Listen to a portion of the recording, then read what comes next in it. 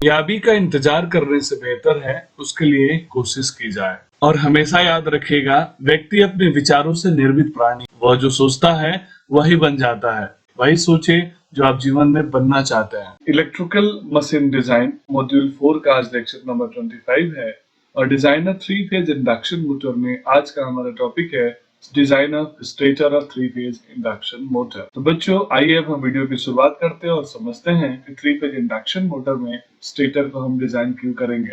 ये वीडियो बहुत ही ज्यादा इंपोर्टेंट है क्योंकि आने वाले सब्जेक्टिव एग्जाम में स्टेटर के डिजाइन का एक क्वेश्चन आपके सामने आएगा। चीटिंग करता है तू।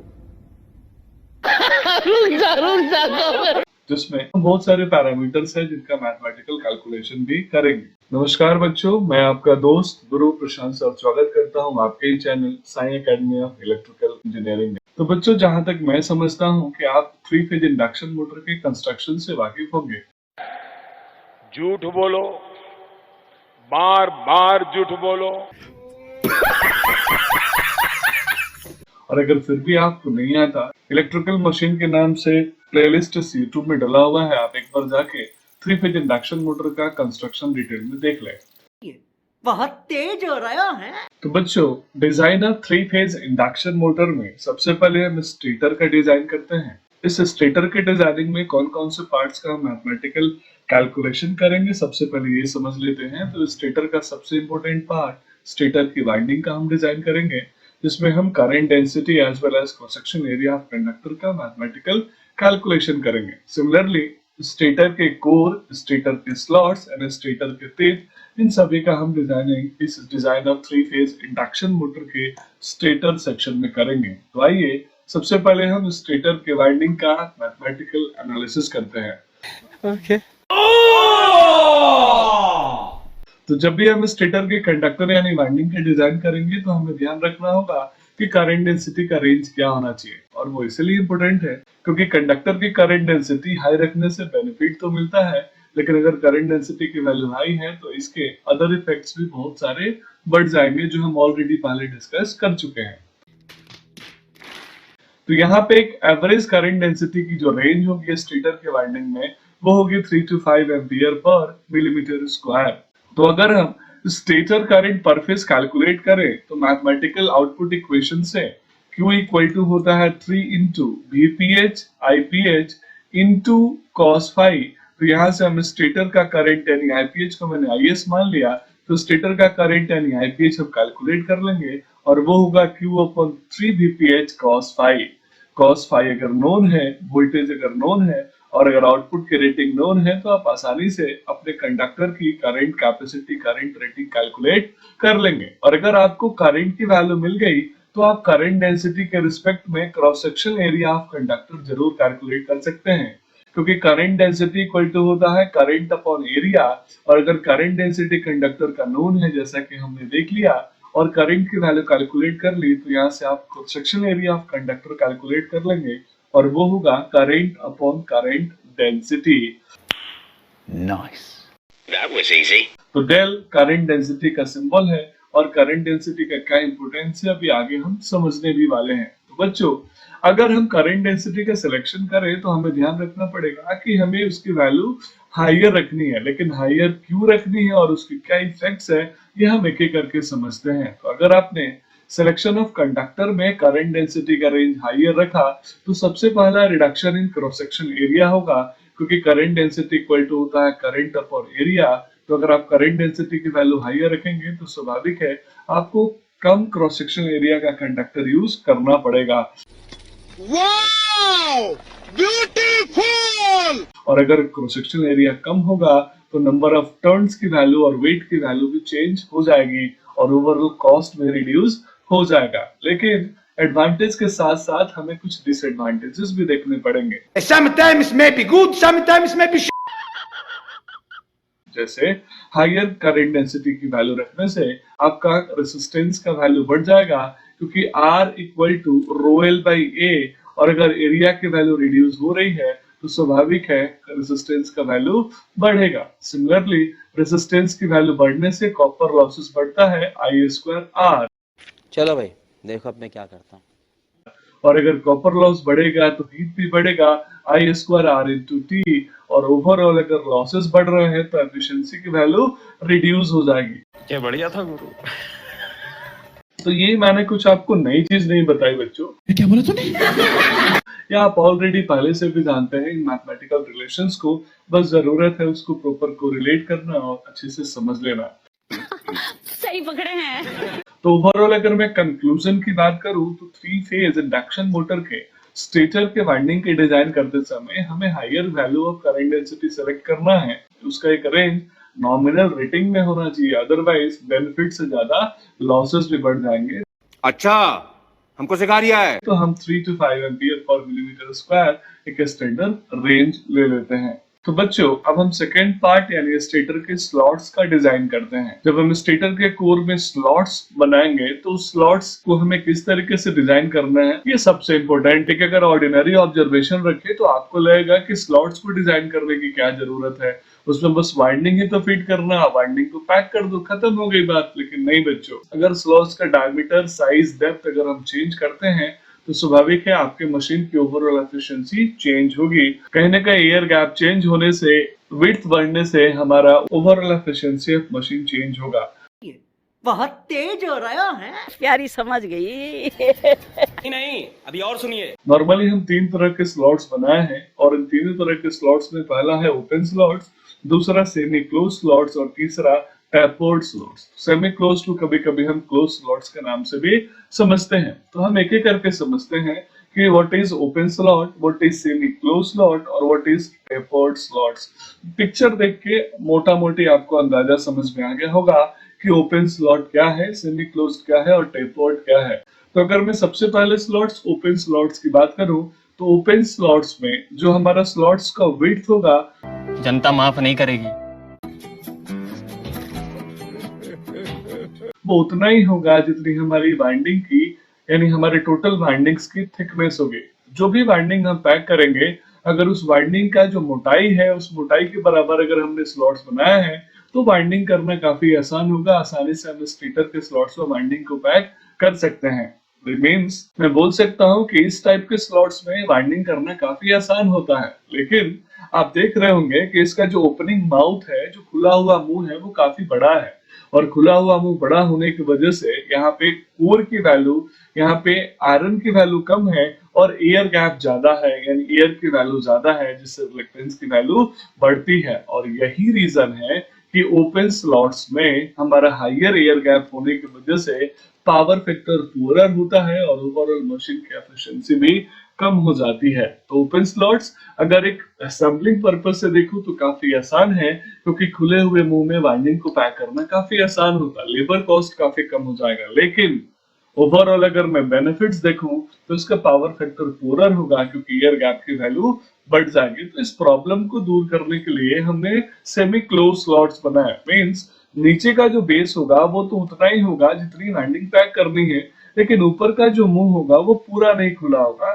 जैसे वो स्टाइलिश बोतल, जैसे आप अगर बोतल से पानी पीते हैं तो एक बोतल होता है जिसकी मुंह पूरी खुली होती है, यानी ऊपर से लेकर नीचे तक पूरा का पूरा डायमीटर बराबर होता है। और एक बोतल आप देखते होंगे स्टाइलिश, जिसमें ऊपर की तरफ बहुत छोटी सी होगी और नीचे का बॉडी थोड़ा सा चौड़ा होगा। तो जो सेमी क्लोज स्लॉट होगा उसमें ऊपर की तरफ मुंह थोड़ा सा खुला होगा, लेकिन नीचे का बेस उतना ही वेट होगा जितनी वाइंडिंग करनी है, लाइक ओपन स्लॉट्स की तरह। इसमें मुश्किल ये होगा कि वाइंडिंग करना काफी डिफिकल्ट होगा, टाइम कंज्यूमिंग होगा और लेबर कॉस्ट बढ़ जाएगा। और बेनिफिट ये है कि इसमें एयर गैप की वैल्यू कम हो जाएगी, तो जिससे ओवरऑल पावर फैक्टर और कैरेक्टरिस्टिक्स इंप्रूव हो जाएगा। तीसरा टेपर्ड काफी स्मार्ट है।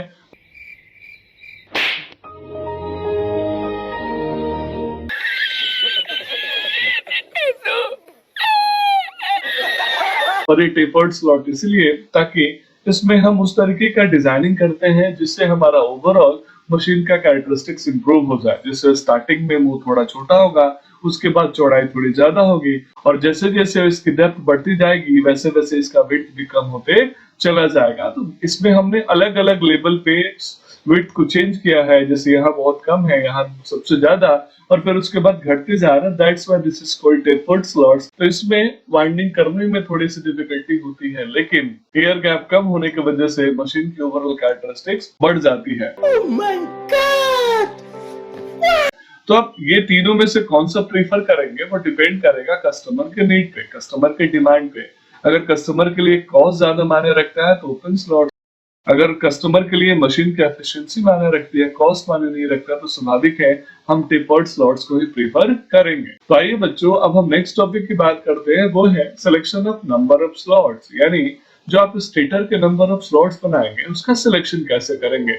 तो वैसे तो इलेक्ट्रिकल मशीन डिजाइन में selection of number of slots का कोई स्टैंडर्ड थंब रूल नहीं है।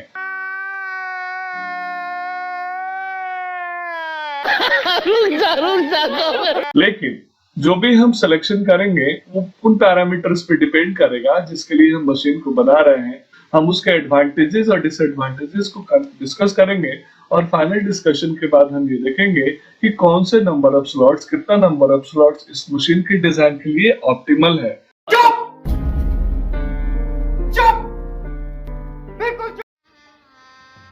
गजब बेइज्जती है। तो आइए सबसे पहले हम समझते हैं कि अगर आप higher number of slot select करते हैं तो आपको क्या एडवांटेजेस मिलेंगे। तो जैसे जैसे हायर नंबर ऑफ स्लॉट्स बढ़ेगा वैसे वैसे लीकेज रिएक्टेंस की वैल्यू कम होती जाएगी, ये हमारे लिए एक एडवांटेज है। सिमिलरली टूथ पल्सेशन लॉसेस भी मिनिमाइज होंगे, ये भी हमारे लिए एडवांटेजेस है, और ओवरलोड कैपेसिटी इंक्रीज हो जाएगी। लेकिन इसके साथ साथ डिसएडवांटेजेस भी हैं। एक बम से उड़ा दूंगा एक बार हाथ में आ जाए। कौन है ये लोग, कहां से आते हैं? नंबर ऑफ स्लॉट जैसे जैसे बढ़ाएंगे स्वाभाविक है कॉस्ट बढ़ेगा, वेट बढ़ेगा, मैग्नेटाइजिंग करंट बढ़ेगी, लॉसेस भी बढ़ जाएंगे, एयर गैप कम होगा तो कूलिंग करना मुश्किल हो जाएगा, डिफिकल्ट होगा, टेम्परेचर ज्यादा बढ़ेगा, और ओवरऑल देखूं तो मशीन की एफिशिएंसी रिड्यूस हो जाएगी। मींस मुझे एक ऐसा नंबर सेलेक्ट करना है स्टेटर के स्लॉट्स का जिसमें एडवांटेज और डिसएडवांटेज बैलेंस हो, और बैलेंस होने के बाद जो स्लॉट्स पर पुल पर फेज होगा उसकी वैल्यू उतनी हो ताकि मेरा मशीन का एफिशिएंसी ठीक ठाक रहे। और उस कंडीशन में एक हम कंस्ट्रेंट लगाते हैं, और वो कंस्ट्रेंट्स है कि स्टेटर के डिजाइन करते समय स्लॉट्स पर पुल पर फेज की वैल्यू 2 से कम नहीं होनी चाहिए, ये आपको ध्यान रखना है। अच्छा, हमको सिखा रिया है। तो रुको जरा, सब्र करो। अदरवाइज 2 से कम रखेंगे तो लीकेज रिएक्टेंस की वैल्यू चेंज हो जाएगी। और इसी तरीके से हम एक कंडीशन और भी लगाते हैं कि स्लॉट्स पर पोल के साथ साथ जो स्लॉट्स की पिच होगी उसकी जो वेट होगी वो 1.5 से 2.5 सेंटीमीटर के रेंज में होना चाहिए। तो यहाँ कोई स्पेसिफिक रूल नहीं नंबर ऑफ स्लॉट्स को डिसाइड करने के लिए, समझ रहे हो, समझ रहे हो आप, समझ रहे हो। लेकिन एक कंस्ट्रेंट लगा के हमने ये डिसाइड कर लिया मोर और लेस नंबर ऑफ स्लॉट्स के क्या एडवांटेज और डिसएडवांटेजेस है। तो आइए बच्चों स्टेटर के स्लॉट्स के पिच का मैथमेटिकल एनालिसिस कर लेते हैं। तो बच्चों स्टेटर के स्लॉट्स का जो पिच होगा जिसको हम टी या टाउ एसएस बोलते हैं वो होगा पाई डी, मींस उसके वेट यानी perimeter divided by number of stator slots. Total perimeter कितनी है, टोटल लेंथ कितनी है, उसमें अगर हम नंबर ऑफ स्टेटर स्लॉट से डिवाइड कर देंगे तो स्वाभाविक है एक स्लॉट्स के लिए कितना स्पेस मिल रहा है, कितना पिच मिल रहा है वो हम कैलकुलेट कर लेंगे। और जैसा कि अभी बताया कि स्टेटर की स्लॉट पिच की जो रेंज है वो 1.5 से 2.5 के सेंटीमीटर के बीच में हम प्रीफर करते हैं, रखते हैं। अब हम अगला टॉपिक समझते हैं area of stator slots. Area of stator slot calculate करना इसलिए इंपॉर्टेंट है क्योंकि जब हम स्लॉट्स को बनाते हैं तो स्लॉट्स में हम कंडक्टर को पैक करते हैं, तो उस स्लॉट के कितने पोर्शन में कंडक्टर पैक होना चाहिए ये इंपॉर्टेंट है, क्योंकि कंडक्टर के साथ साथ हमें इंसुलेशन को भी पैक करना होता है आपके वाइंडिंग की सेफ्टी के लिए, आपके कोर के में एडी करंट लॉसेस को मिनिमाइज करने के लिए।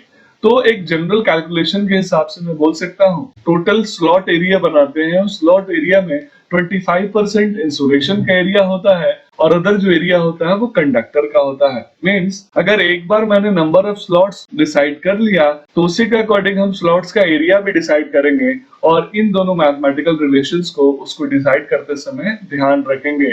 तो स्लॉट्स का जो स्पेस फैक्टर होगा वो होगा copper area in the slot divided by area of each slot. ये जस्ट लाइक आपका विंडो स्पेस फैक्टर की तरह होगा जैसे हमने ट्रांसफार्मर में डिस्कस किया था। तो एक जनरल मैथमेटिकल एनालिसिस के डाटा के अनुसार मैं बोल सकता हूँ कि जो स्लॉट का स्पेस फैक्टर होगा उसका रेंज 0.25 से लेके 0.4 के बीच में होना चाहिए। Wow, beautiful. तो बच्चों यहाँ मैं मीन लेंथ टर्न कैलकुलेट कर लेता हूँ, और इसकी जरूरत इसलिए है क्योंकि अगर स्टेटर के कोर का मीन लेंथ मैंने कैलकुलेट कर लिया तो मेरे लिए काफी आसान होगा तो उस स्टेटर के अदर वैल्यूज के कैलकुलेशन में। तो जो स्टेटर का मीन लेंथ होगा, जो कि काफी इंपॉर्टेंट फार्मूला है, न्यूमेरिकल में डायरेक्ट आपसे पूछा जाएगा, वो बराबर होगा twice into gross length of stator, means gross length है स्टेटर, उसको मैं डबल कर दूंगा। Similarly 2.3 times of pole pitch, दो स्टेटर का जो पोल पिच होगा, यानी दो पोल के सेंटर टू सेंटर का जो डिस्टेंस है उसमें 2.3 से मल्टीप्लाई होगा और एक कांस्टेंट होगा, दैट इज इक्वल टू 0.24। ये का बवासीर बना दिए हो। तो जहां पे एल क्या है, ग्रॉस लेंथ ऑफ स्टेटर है, और टाउ क्या है, पोल पिच। ये काफी इंपॉर्टेंट फार्मूला है बच्चों, आप इस फार्मूला को एक बार अच्छे से समझ लीजिए, याद कर लीजिए, क्योंकि आपको न्यूमेरिकल करते समय इसकी जरूरत पड़ेगी। तो यहाँ पे जैसे मैंने स्टेटर का एरिया कैलकुलेट किया, स्टेटर की विड्थ कैलकुलेट करी, वैसे ये स्टेटर के कोर का मुझे डेप्थ कैलकुलेट करना होगा, और स्टेटर के उस डेप्थ में जो फ्लक्स डेंसिटी का रेंज होगा वो होगा 1.2 से 1.4 टेस्ला के बराबर, और स्वाभाविक है उसमें फ्लक्स की वैल्यू कम पास होगी, तो जो फ्लक्स पास होती है स्टेटर के कोर में वो हाफ होती है, यानी आधा होता है फ्लक्स पर पोल के बराबर। तो यहाँ से कुछ मैथमेटिकल रिलेशन हम कैलकुलेट कर लेते हैं। Flux in stator core section phi c, ये होगा half of total flux per pole. Area of stator core, area हो जाएगा flux divided by flux density, तो फ्लक्स हो गया, तो फ्लक्स की वैल्यू हो गई phi c by 2 into bc, यहाँ phi को ही मैंने phi c रिप्लेस कर दिया है। Similarly area of stator core AC हो जाएगा length into depth, similarly depth of stator core हो जाएगा एरिया अपॉन उसका लेंथ। तो इस तरीके से हम इसको सब्स्टिट्यूट करके ये मैथमेटिकल रिलेशन डेवलप कर लेंगे, और ये मैथमेटिकल रिलेशन आपके वर्कल के लिए काफी इंपॉर्टेंट है।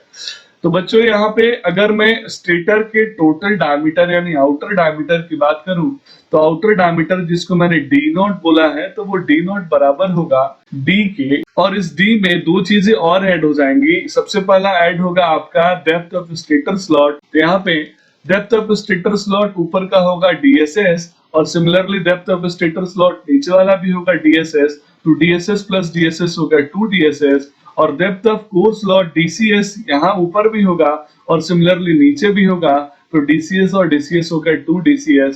तो इस तरीके से जो टोटल D नॉट है वो बराबर है इस D के प्लस इन दोनों के सम के प्लस इन दोनों के सम के, means D plus 2DSS plus 2DCS, और ये हमारा टोटल स्टेटर के कोर का डायमीटर है, मींस आउटर डायमीटर है। तो बच्चों इस तरीके से हम स्टेटर का डिजाइनिंग कर लिया, और स्टेटर में हमने वाइंडिंग के साथ साथ स्टेटर का कोर का मैथमेटिकल रिलेशन समझ लिया। ये सारे फॉर्मूलाज बहुत ही ज्यादा इंपॉर्टेंट है, आप इनको अच्छे से एक बार लिख लीजिए, नोट डाउन कर लीजिए, समझ लीजिए, और अगर कोई डाउट आता है तो प्लीज आप पूछ लीजिए। हाय हाय, इतना सुकून। और मुझे उम्मीद है आपको वीडियो अच्छे से समझ में आया होगा। अगर आप शुरू से इलेक्ट्रिकल मशीन सीरीज को फॉलो कर रहे हैं तो स्वाभाविक है इस सब्जेक्ट पे आपकी कमांड बढ़ गई होगी। मारो हमको जिंदा मत छोड़। देखा आपने लापरवाही का नतीजा है। तो बच्चों ऐसे ही पढ़ते रहिए, ध्यान लगाते रहिए, क्योंकि पढ़ाई के अलावा आपके पास और कोई रिस्पॉन्सिबिलिटी नहीं है। तो बच्चों इस वीडियो को एंड करने से पहले मैं कुछ लोगों को थैंक यू बोलना चाहता हूँ। मेरे चैनल पे सुपर थैंक्स का बटन भी ओपन है, प्लस चैनल को ज्वाइन करने का भी ऑप्शन खुला हुआ है। तो कुछ बच्चों ने वो सुपर थैंक्स से मुझे थैंक यू बोला है, तो उसके लिए बहुत बहुत धन्यवाद। बहुत छोटा सा अमाउंट है जिसके थ्रू उन्होंने थैंक यू बोला है, लेकिन यहाँ मायने अमाउंट नहीं रखता, मायने आपका प्यार रखता है, जो आप हमारी मेहनत को समझते हैं और सपोर्ट करते हैं। और कुछ बच्चों ने उस ग्रुप को एक्सक्लूसिवली ज्वाइन किया है, तो स्वाभाविक है उस ग्रुप को ज्वाइन करने के बेनिफिट्स उसको अलग से मिलेंगे ही। आगे आने वाले वीडियो में हम समझेंगे stator design of 3 phase induction motor. इसी के साथ आज की मजदूरी यही खत्म करते हैं। अगर तुम्हें वीडियो पसंद आई तो लाइक मारो यार, तो लाइक मारो, और अगर तुम लोग नए हो तो सब्सक्राइब करो। वो जो लाल वाला बटन है उस पर फूट फेंक के मारो या फिर मोमबत्ती, मुझे नहीं पता, बस क्लिक हो जाना चाहिए।